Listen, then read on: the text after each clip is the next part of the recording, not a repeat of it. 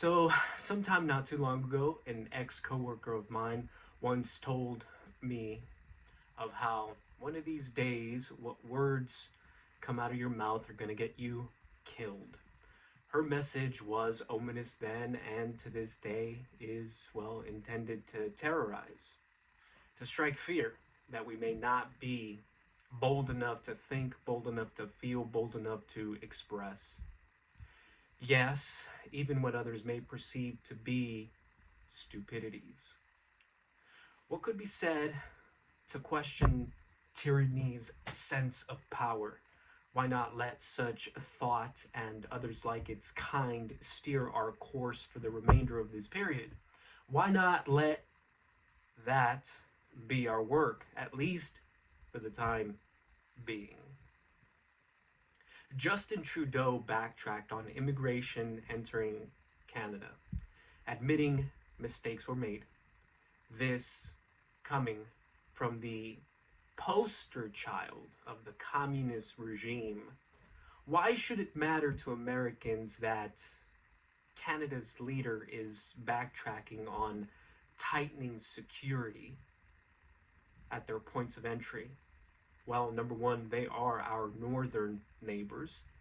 If he is saying publicly that security into their country needs to be revised, and he's someone who is favored, someone who has been groomed by the communist regime, what does that say about the time that we are living in now? What does that signify to families who simply want to have a proper and safe place to raise their children in? This is the very same Canada that froze the bank accounts of working truckers because they didn't go along with a politically charged mandate. It's one thing to self-censor ourselves out of fear. It's a whole other thing to realize we're just as good as dead if we don't speak when the Holy Spirit is consuming our bodies. You mean to tell us that checking to see who is establishing themselves as our neighbor, as our neighbors, is a good thing? You mean to tell us that checking to see that we don't allow murdering psychopathic terrorists is a good thing? But it's already too late, isn't it? Especially if we're in the US, isn't it? They're already here, aren't they? We need not be dismayed. We need not be heartbroken. We need not be absent positive excitement or anticipation, especially if we bow our heads before the Almighty in humility. Not because of chastisement, but because of choice. The kind of choice that comes from observation of the ultimate benevolent good. We need not be discouraged. We need not feel discouragement, for if we do have our sights set on the ultimate benevolent good, just what exactly is standing in our way? The whore of Babylon? Good. Haven't we been waiting? Hasn't the encounter been long overdue? Some of us may be surprised when such an encounter arises, while others amongst us refrain from shedding tears. Tears of glee. Is it madness? Is it insanity? Are they precursors to the beginning taste of freedom we've all been looking to acquire? Freedom isn't without a price, however. Do not lead the youth into thinking that all of this liberty came without a price. We do well in remembering that life's essence and the life essence that our forefathers gave to see a world that only existed in their time, in their mind.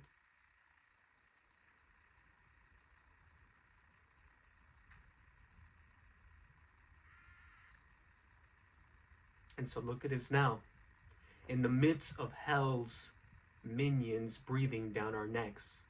licking their chops at the chance of us making the mistake of taking our Lord's name in vain or forgetting to keep him in our prayers.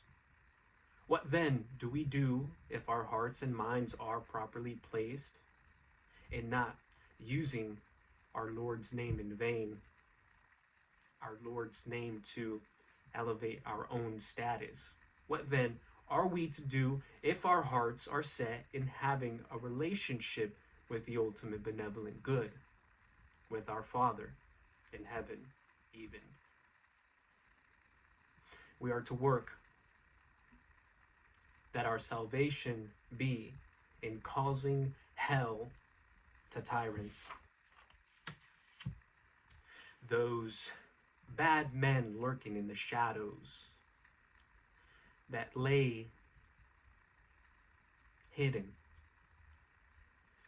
waiting to see when they can inflict the most amount of havoc. That's what we're dealing with, right? That's what we're facing.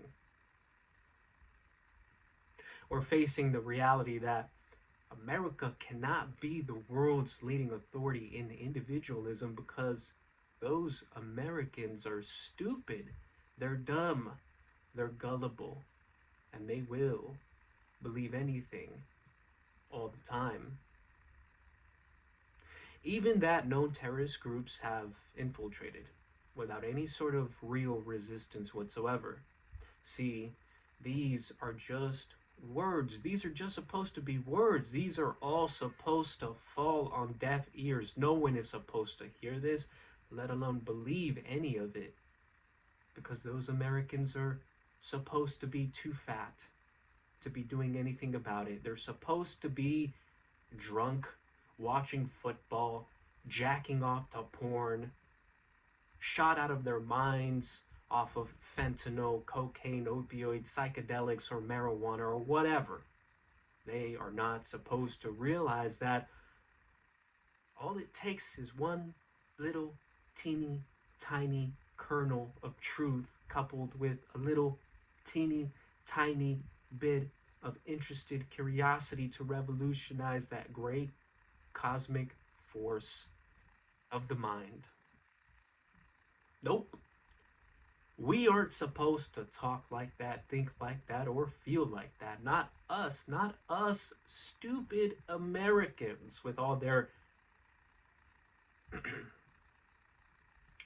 with all their dirty tricks, with all their dirty tactics, with all their effort to dumb us down. Our spirits are still on the rise. They can't stand to see it be so. Well, fuck them. We will sing praises to the Almighty in the privacy of our quarters, and when appropriate, in the town's public square.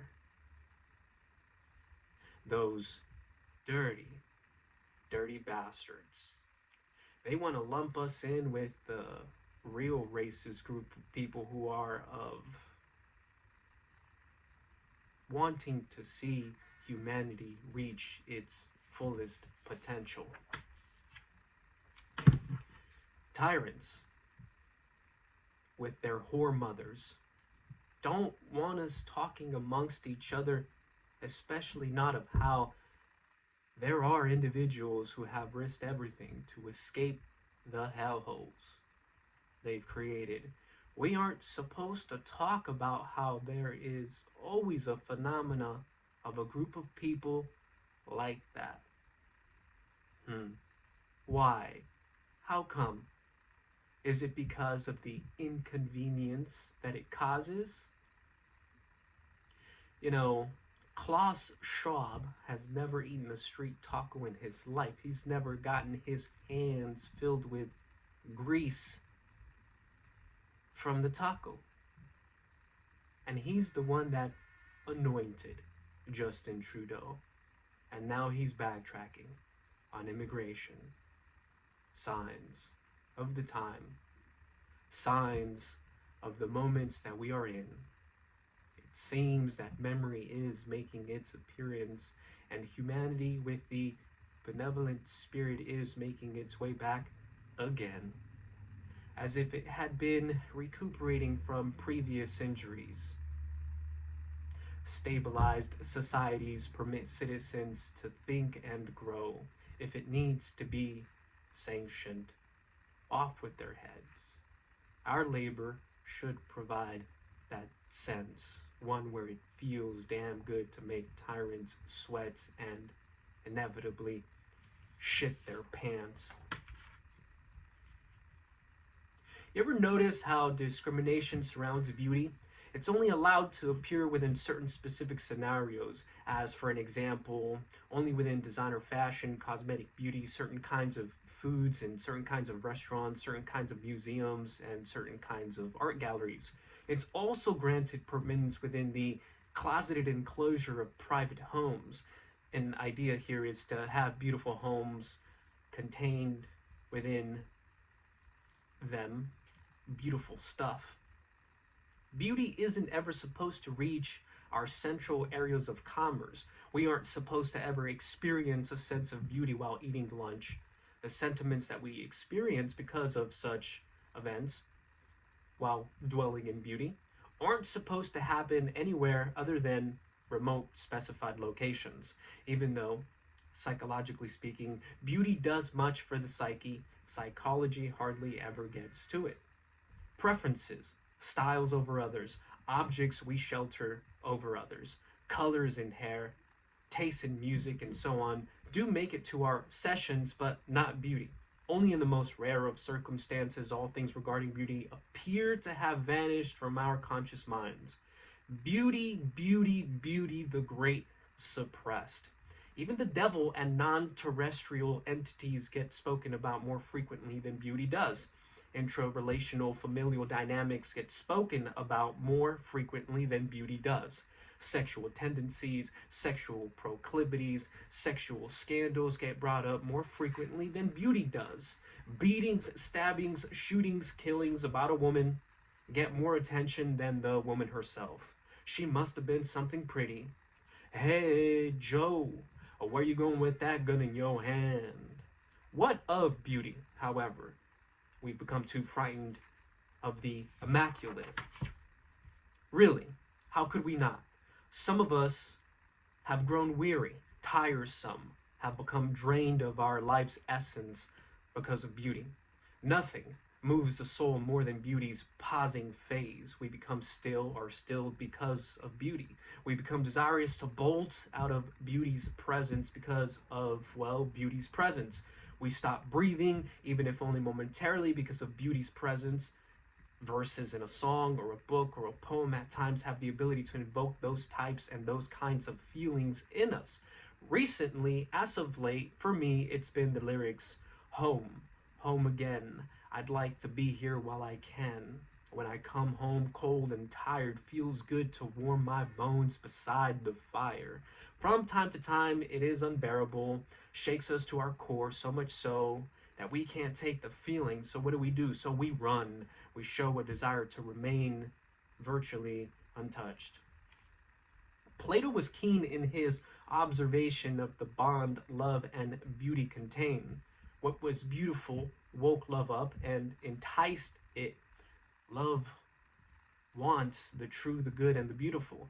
Anyone can take this however they please, however they choose. We take this to mean that part of the reason why we fall particularly in love is because we are looking to attain something, a sense which allows to have a taste for something, a sense which allows us to be in touch with something more fundamental than love, beauty. In this sense, in this regard, it's beauty that makes possible the probability of the eternal. Maybe that's why we are at times frightened by it. Maybe it's because it's too easy to be overwhelmed by it.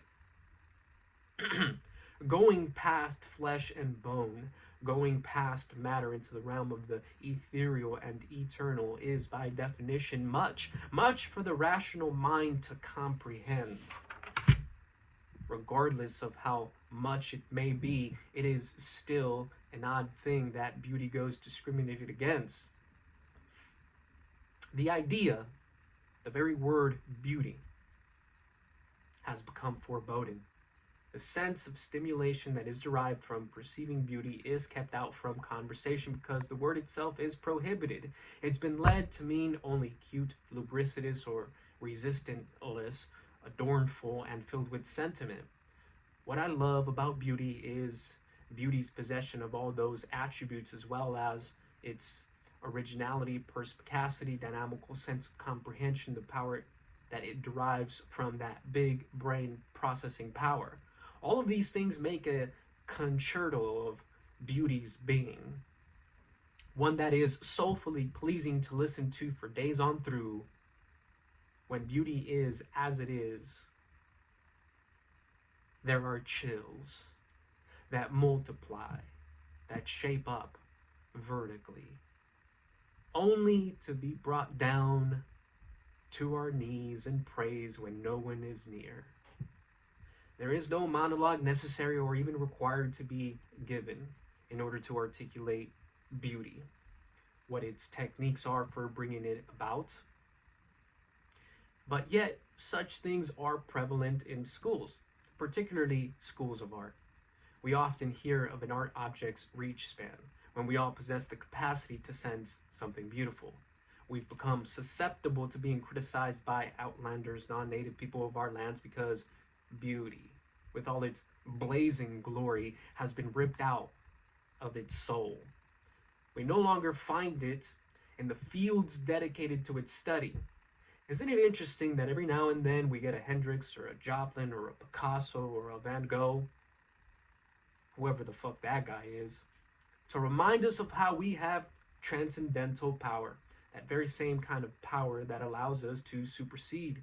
Yes, that's right, you guessed it, the bullshit. Of course, our cities are shit. Of course, they're filled with needles. Of course, they're filled with shit, human and in some cases, alien shit. Of course, they're filled with homeless men, homeless women, and in some cases, children. Some because of abandonment, some because of misfortune, some because of mental torture, and some because the psychotic state has a warped sense of compassion. Now, does it make some rich folks feel good walking down the street past the mentally unstable? Sure. Of course, there have to have been some well-off folk at some point in their life that, when they were reflecting, said something along the lines of, "It sure makes me feel good walking past this bum." Is it ugly to say such a thing, or is it ugly not possessing the necessary maturity to acknowledge being capable of imagining such a thing? Is naivety the most perverted sense of ugliness? What is ugly? What constitutes ugly? Who knows, really? However, both ugly and beauty must be perceived.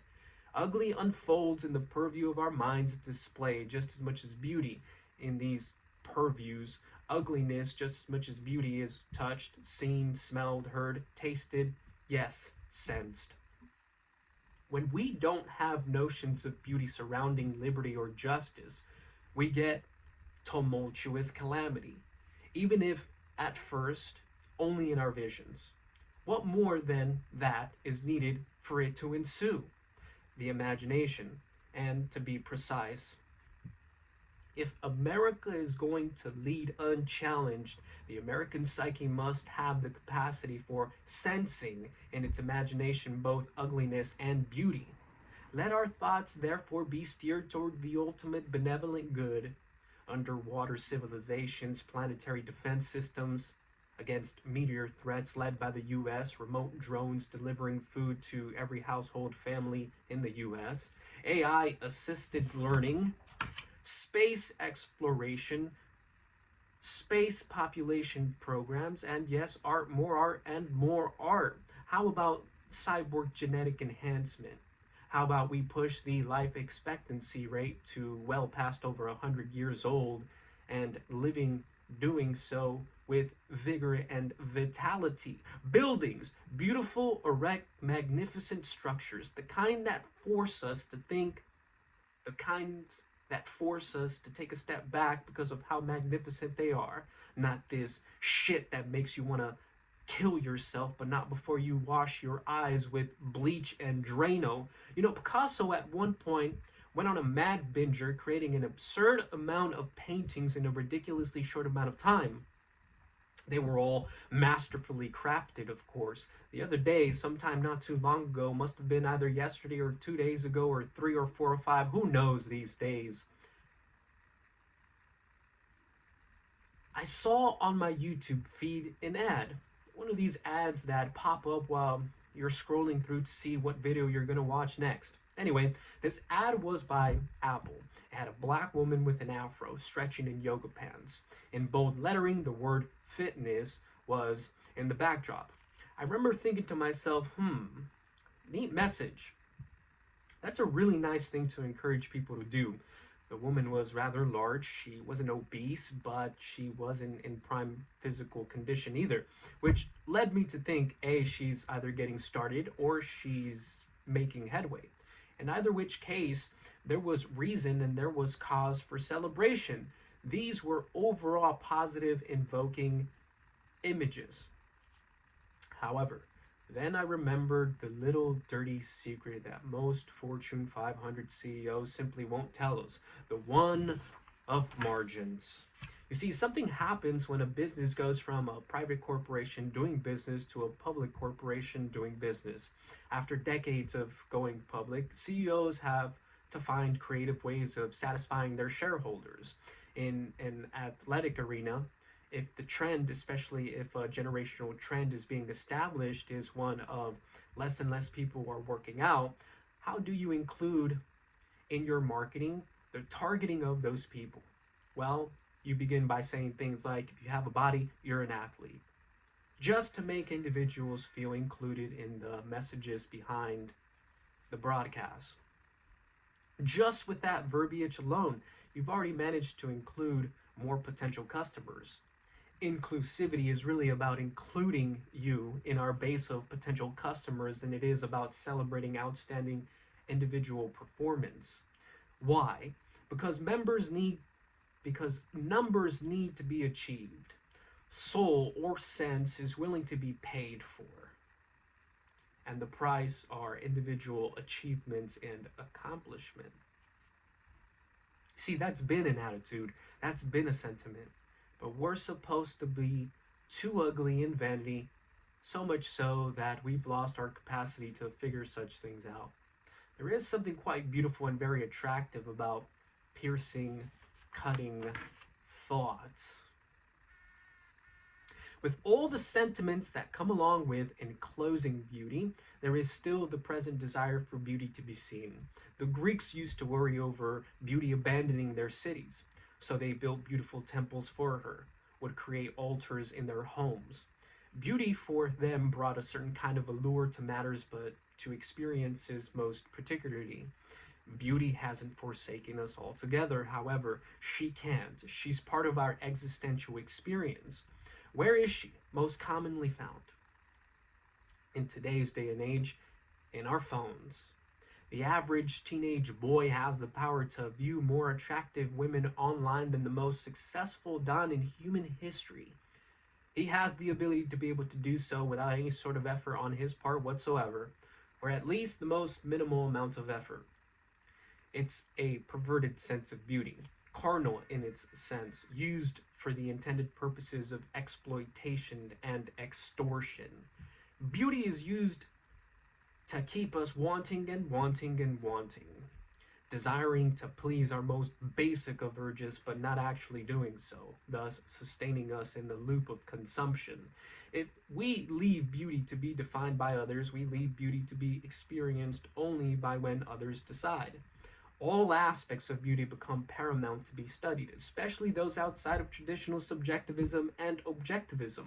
The more profound elements of beauty are what is being kept away from us.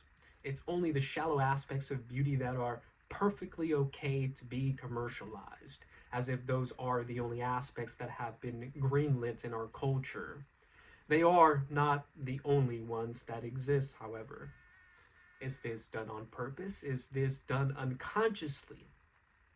Beauty in our culture is hypersexual, nymphomanic, provocative, arousing, sexually explicit. Yes, all of those things have their place, as they should, and maturing adolescent boys do well in finding it. We cannot go, however, neglecting the awesome-filled sensations that lead us to dare to dream of leaving our treasured totems, beloved friendships, dearest lovers, for the possibility to stand new ground and plant our flags. Yes, we can't forget about that sense of beauty, the enhancer of the human soul and the human spirit. Why would we want to leave comfort for the beating rush of discoveries new?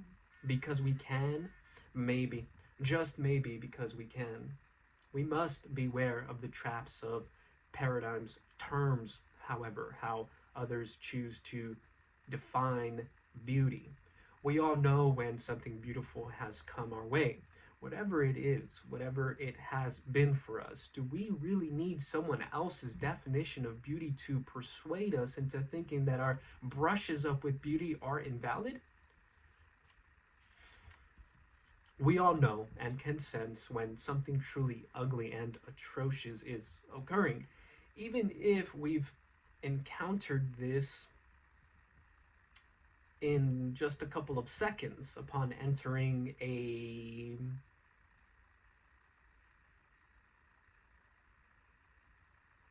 newfound realm. And by the same token, we know when something truly beautiful has been encountered. Both circumstances alert and heighten our senses. Attention is more readily paid because of such circumstances. The box of objectivism declares beauty to be properly proportioned. The box of objectivism declares beauty must have some tempo to it, that it must provide the sense we get from having been met with adequate answers to the point where we no longer have any sort of questions. The box of objectivism declares that beauty must not be with discordances, must knowingly establish cohesion of separates, even if the separates are at first glance lacking commonality. The box of objectivism declares beauty must have a certain flair of authentic, original touch, which must be provided in good taste and with good measure. These are to be consistent and constant with the genres of structures, music, sculpting, painting, poesy, and gardening, and so on and so on. Beauty must contain a formal set of values, otherwise, how can beauty be judged? What of the phenomena of judging something beautiful, only to return at some later date to find whatever we felt was beautiful to no longer be beautiful? What happened to the eye and to the eyes of the beholder? Every culture has a set of eyes in whatever time period that has labeled matter to be beautiful. Throughout different epochs, each culture has refined their quality of taste. Each culture has their own. The human species and its culture is of epic proportion. When we do what we do, it either ends up destroying civilizations or it ends up trailblazing, leaving God's glory in its tracks. Just think, nanobot technology, killing disease so we may live long enough to figure how to circumnavigate the entire solar systems. There will be a time one day where we will reach a point where doing so, where circumnavigating the solar systems will be like traveling from here to the northern coast of California. We come to find that the individuals we trust, respect, admire, value, and so on are because in some way our taste is being fashioned, even if we don't recognize that that's what's happening to us while we are giving heed to those that are giving of their wisdom. These individuals sculpt our notions of experience pertaining to beauty. In the final analysis, we must still sense beauty. Let's break away, like rebels, from the imprisonment of paradigm which contains beauty to be in subjective realities or objective realities only. Beauty is cosmologically present always. We move toward her instinctually. We become attentive to the experience of her as our awareness fosters forth, thus reaching for the depths into the ultimate benevolent good. There is no sense without breath, and no breath without soul. We must enter soul to begin to sense that we are alive, to be able to tell of what life experience is about. This proclivity we are endowed with toward the beautiful is a gift. This proclivity within us can be likened to a probability within us. Just like we are likely to grow hungry or develop a craving, the likelihood of experiencing such delicacies will arise within us, but so will the satisfying of them, and along with such fulfillments, an eventual recognition of the awareness of them.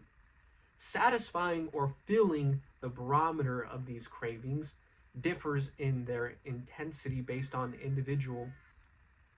Deriving a sense of personal destiny can and often does lead us into beautifully daunting things as well as dauntingly beautiful things.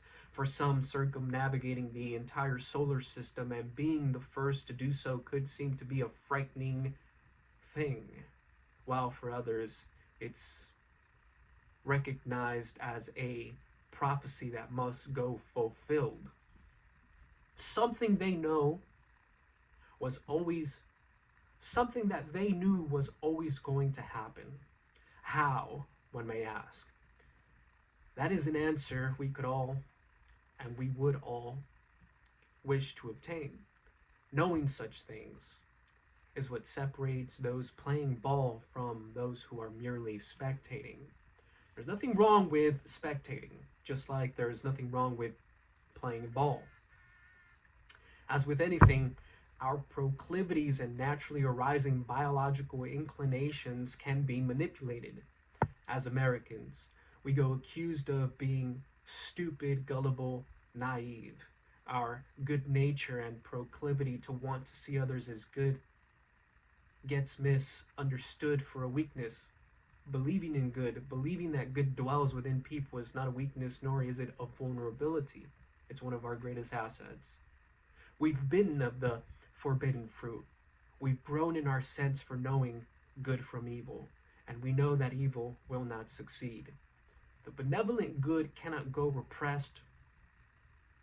That repression is fundamentally standing against the evolutionary commencing phases of humanity.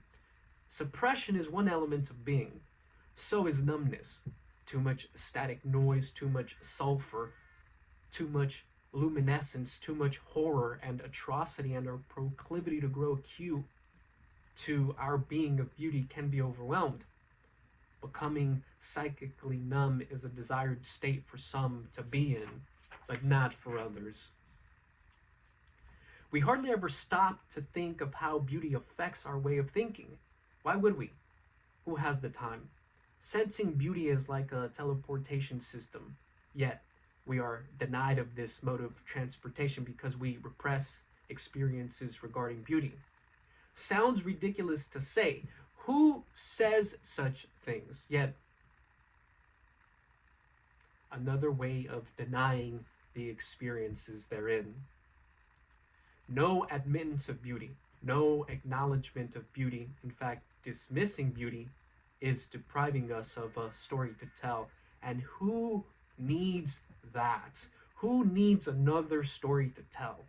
What have stories done for us? What do stories continue to do for us? Beauty provides us with that wonderful feeling we get when we come close to something true.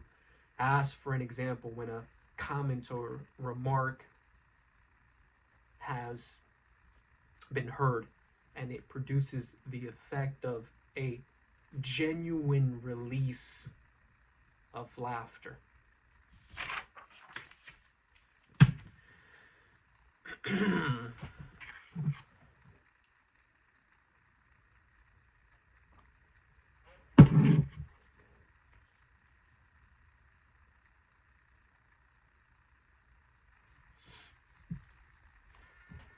Now, here's some notes that were ruminating in mind, and they go something like this. In the concept of karma, there are salvific notions, redemptive notions, notions of justice, and damning notions. These same notions can be found in biblical text.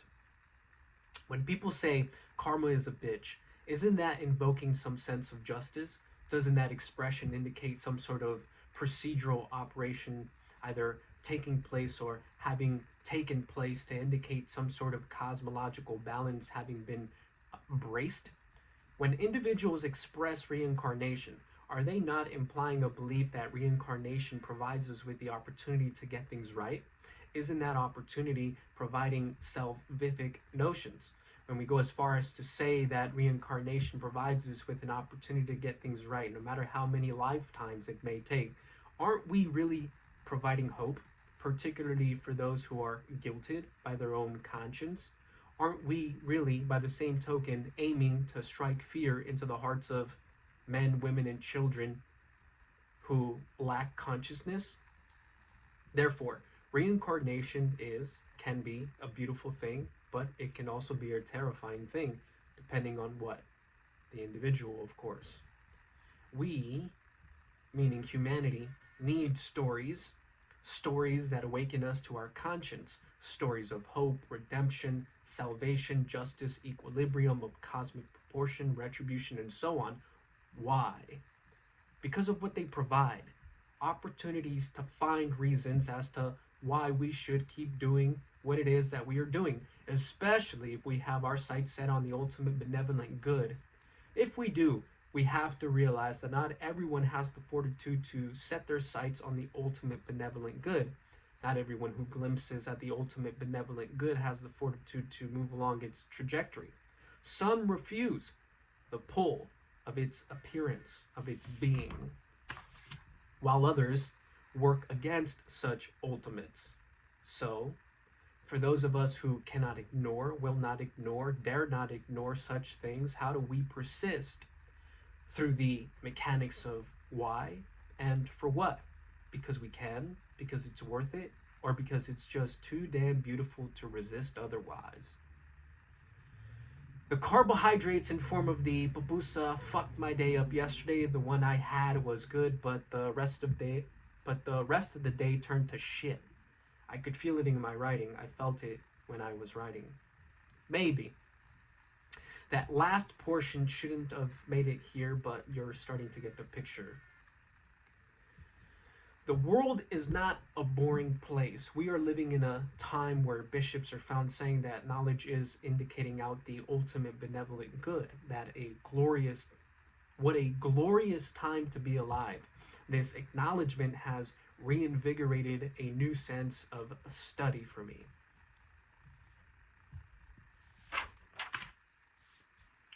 So I'm into this profound sentiment of delving into InSearch as I'm traveling along with the 1967 version of the book on one hand and the reprinted copy from '94 on the other. I'm thinking to myself, what are you really looking for? Are you doing this for scrutiny or to come to find out that material may have been omitted? See, the reality is, whether this particular publishing company is guilty of such a thing or not within the confines of these particular books, we know that omission happens. We also know that data is tampered with to fit hypotheses, to preserve or retain tenure, or in other words, to attain a livelihood. The question that then arises is, do you wish to continue along this road, or do you just want to enjoy the text? You see, what I originally thought was going to happen turned out to pivot itself, irrespective of my original intention. Here's what proceeded afterwards. How do you explain to someone who or what God is? How do you begin to plead to someone that taking interest in God is in their best interest? At first glance, a response that comes to mind through the appeal of that instinct which moves us to preserve ourselves, to be precise. Naturally, one would think, how does God preserve me? Why would he preserve me? More so, why would God be willing to preserve me? What happens when the sensibility stemming from non-physical intimacy is missing from our lives? What has that got anything to do with me? How do these intimacies grant awarenesses to vulnerabilities? What do vulnerabilities have anything to do with me, God, or preservation? How do my outlooks on life, experiences, reflection, awareness, sensibility change based on my vulnerability and voluntary self-exposure toward God? What are these notions? What are these notions that God knows us better than we know ourselves? Isn't that a little creepy? Does that make him some kind of a pervert? He can't know everything about me. He can't know everything about us. Can he? Surely, there are things we can keep from him, right? What does it say for an individual character who believes they can keep secrets from God? What of the individuals who say they are godless, who proclaim they are without God because God doesn't exist? Does God cease to exist simply because a man or two or three say that he doesn't exist? In times of intimation, what has occurred to these individuals who proclaim God doesn't exist? What happened? Or what switch got flipped to cause such individuals to make such proclamations?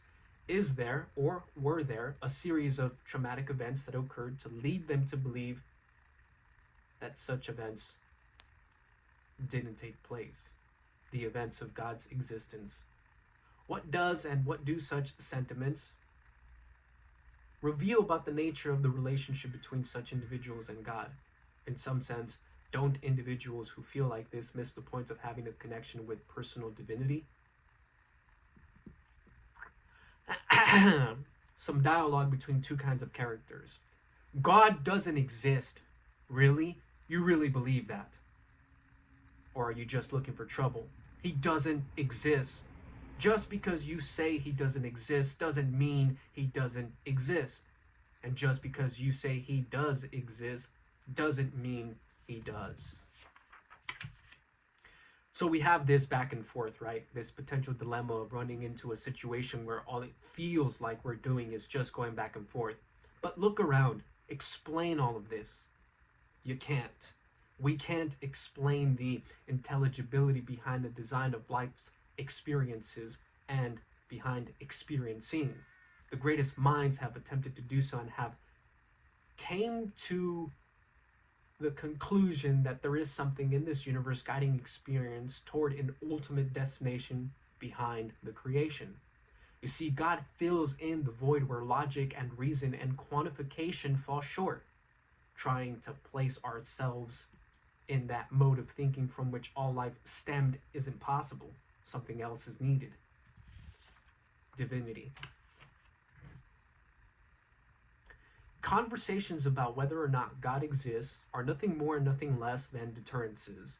There may well be individuals who hold good intentions, do good deeds, but sustain a false belief that God doesn't exist.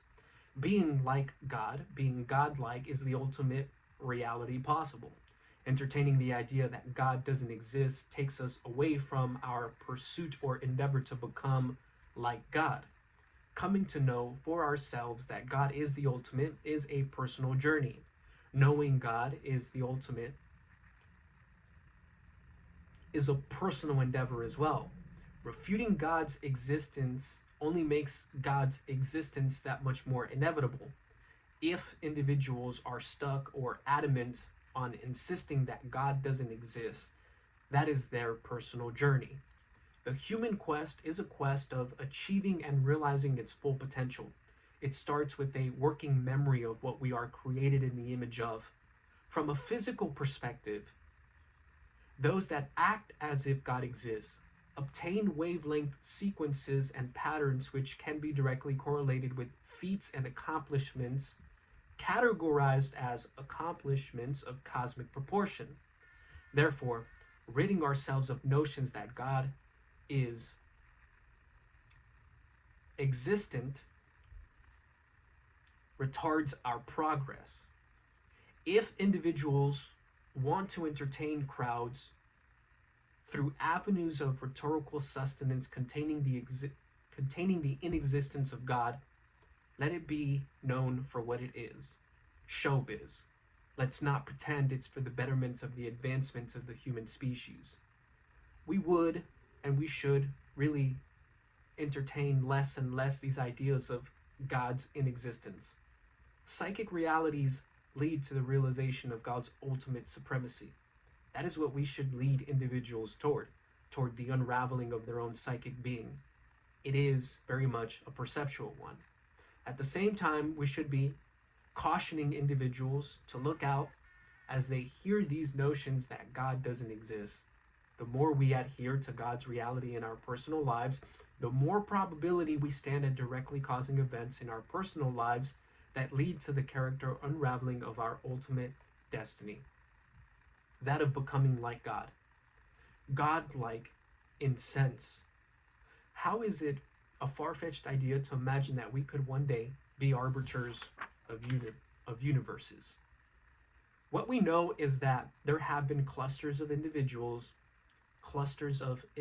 human beings that have attained such a virtue, that the virtue itself has produced the effect of transformational change occurring at a tectonic level. Their core has rendered them capable of dwelling alongside God. Whatever we think God to be, as soon as we conceive of him in our perception, he eludes us, because he is, in the end, ineffable. However, let's proceed along this imaginative process, conceptualizing God to be the ultimate benevolent good. Good and God both adapt themselves to whatever ultimate benevolent good is necessary for the time. That time or moment one may find themselves in should serve the end goal or end aim of God's seed continuing its progeny well into the future. So, whether that ultimate benevolent good means the destruction of cities because the men, women, and children in them have become irreversibly wicked, then so be it. The detraction of God's people simply cannot be. It's as if we are risking the opportunity to shape future behavioral patterns of an autonomic kind for yet unborn children when proliferations of God's inexistence go unopposed, thus retarding the process of man's evolution. An unconscious need for fame and power can also drive individuals to profess in the existence of God for their own self-aggrandizement.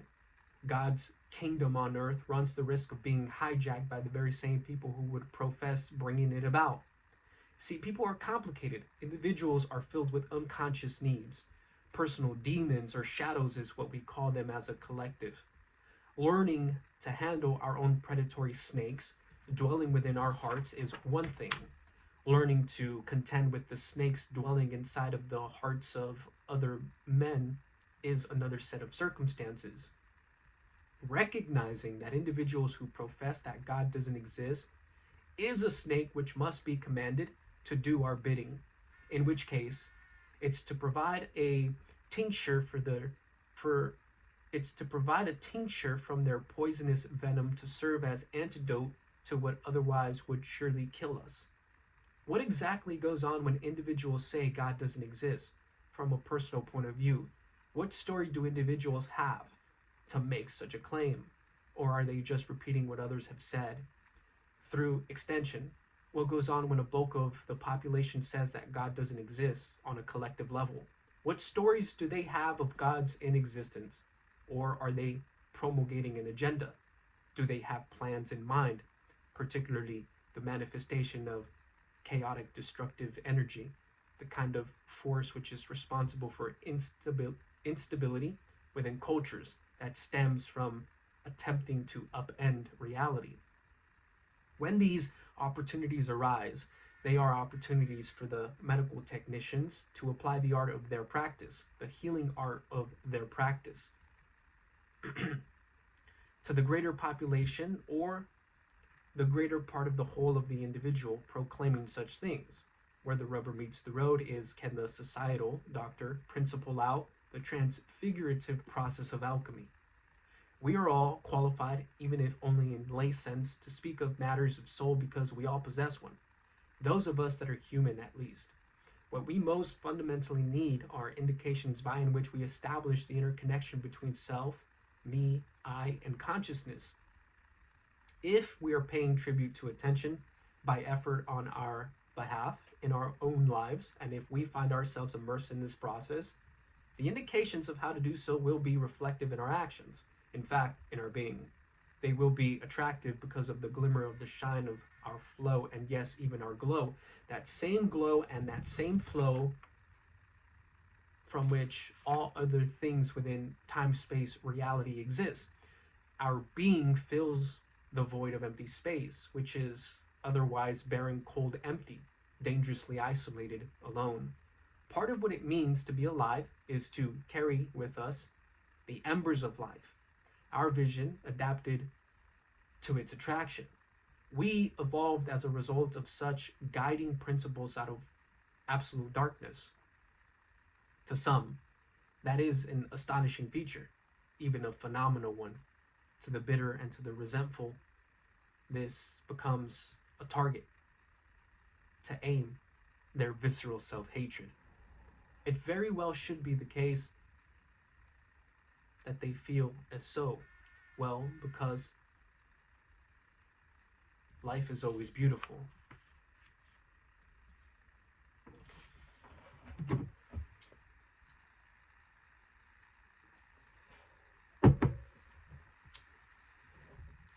On day one, the United States will impose a 20% tax increase on all imported Canadian bacon, maple syrup, and hockey sticks.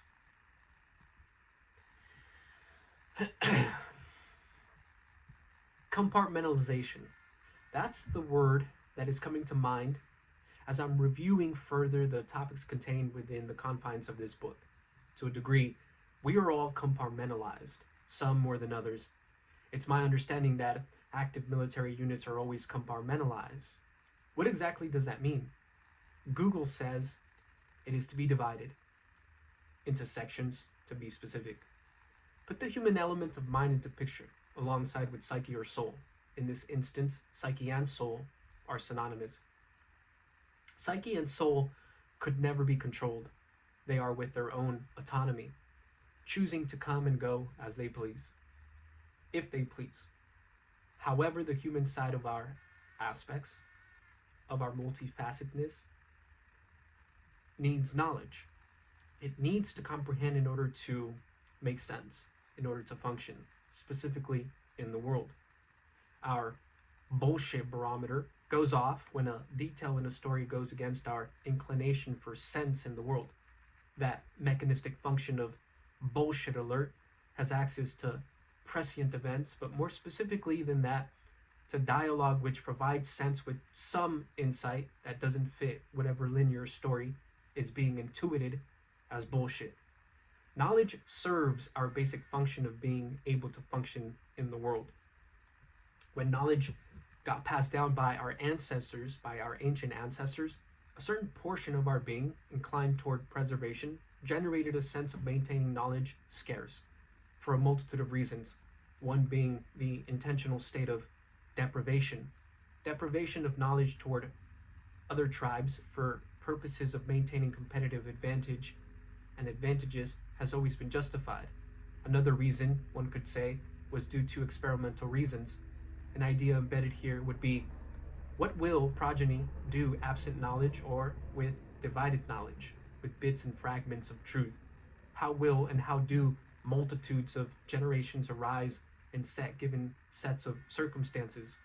After a while, one would ask themselves, so what of all this? So what of all this gibber and jabber? So what of all this talking? Reasonable. What does this mean for the layman? What does this mean for me? In part, it means that part of the reason why we all don't have more of what we want is due to the nature of our frail ability to know things. Not necessarily that our knowledge is divided, but more along the lines of the manner by and which our knowledge is obtained is a relatively weak process. Weak in the sense that it requires expansive and expensive amounts of energy. Expensive in the sense that it is taxing to the body. Weak in the sense that it is difficult to acquire a sense of anything remotely considering knowledge. The darker elements of our consciousness, or the uncogitated aspects of our consciousness, will always have an element that is going to be uncogitatable.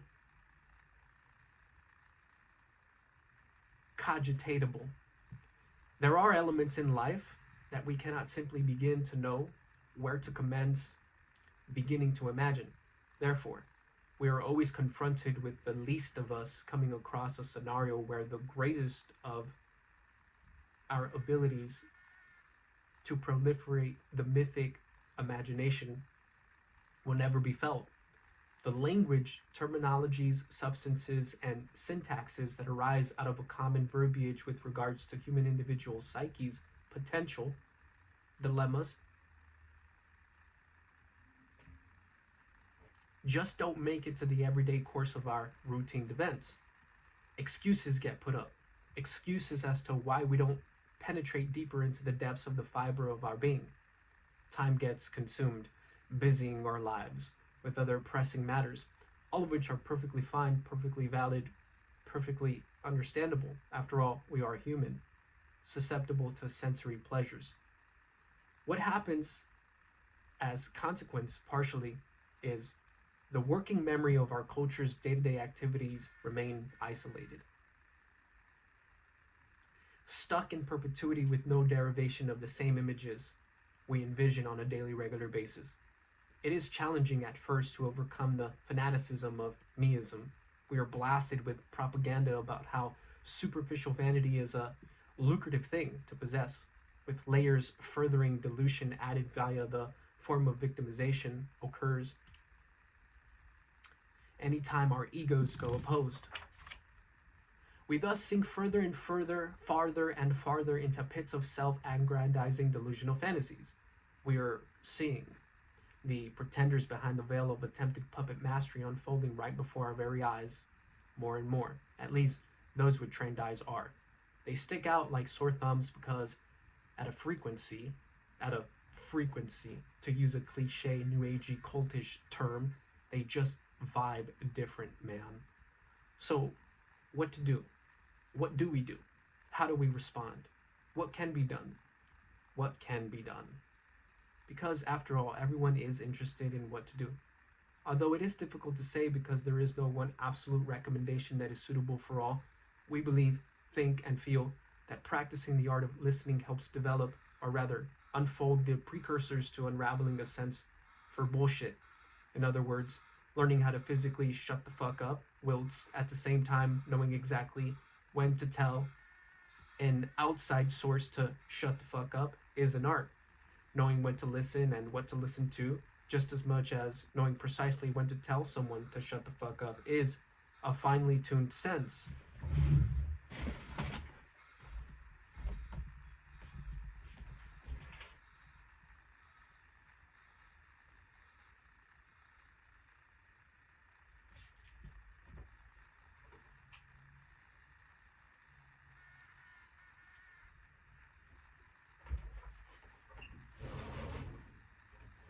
Hey, do you normally park like that? Do you normally pull up into people's driveways? Oh, for this, yeah, I've been doing it for a while. Really? Because I do A, B, and C.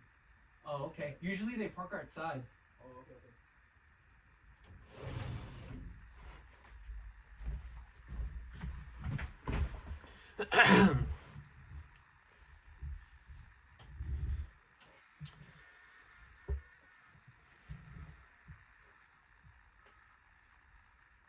We are seeing the pretenders behind the veil of attempted puppet mastery unfolding right before our very eyes, more and more. At least those with trained eyes are. They stick out like sore thumbs because at a frequency, to use a cliche, new agey cultish term, they just vibe different, man. So what to do? What do we do? How do we respond? What can be done? What can be done? Because after all, everyone is interested in what to do. Although it is difficult to say because there is no one absolute recommendation that is suitable for all, we believe, think, and feel that practicing the art of listening helps develop, or rather unfold, the precursors to unraveling a sense for bullshit. In other words, learning how to physically shut the fuck up whilst at the same time knowing exactly when to tell an outside source to shut the fuck up is an art. Knowing when to listen and what to listen to, just as much as knowing precisely when to tell someone to shut the fuck up, is a finely tuned sense. And sense is undervalued, underappreciated, underestimated, overlooked, and just simply overpassed. An interesting phenomena which goes overlooked is the one where the ones with the most sense go overlooked. In our societies, they are the old and the aged. The old and the aged have a sense for, knack for, putting a stop to the sheer and utter stupidity stemming from the most deranged of us. In fact, they even permit, with their fortitude and all, such stupidities to go along.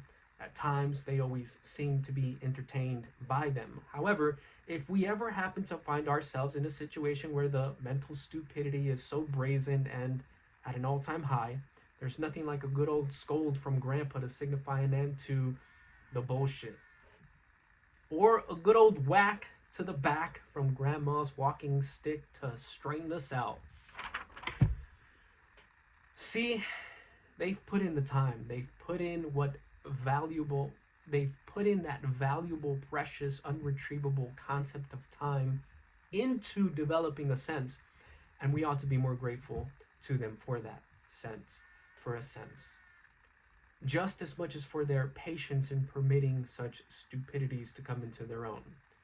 These events are moments of consciousness, those seemingly rare instant moments where a pause of time is upheld, moments where pondering takes place, those questions where, who am I? What am I? Where did I come from? Where am I going? What am I doing? What is my mother going to think of me? What would my father say about all this? Did I forget to turn off the stove? Shit, I left the stove on. I gotta get back to the house, etc. There is another phenomena occurring here as well. When our elders have generated sense and have applied it, and that is when a studied stellar talent arises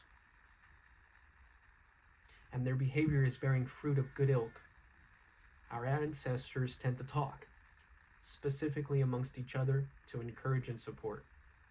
Our culture has, as a tradition, celebrated individual characters who are accomplishing the task of coming into their own being.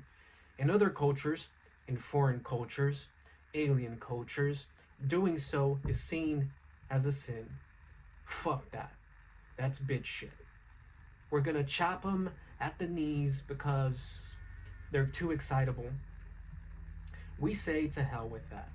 Let's progress along with the Uber Nova astronomers. Now, in hearing this, one might say, what is that? What the hell is an Uber Nova astronomer?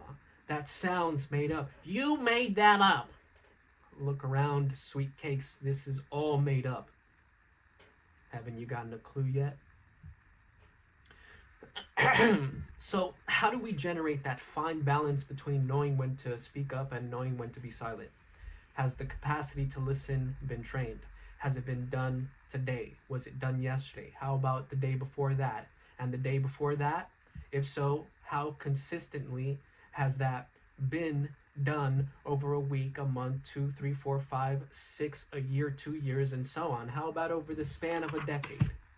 In doing so, one will find a difference in being within cosmic backdrop, one where perspective is taken into consideration based on the rhetorical dialectic being outspoken.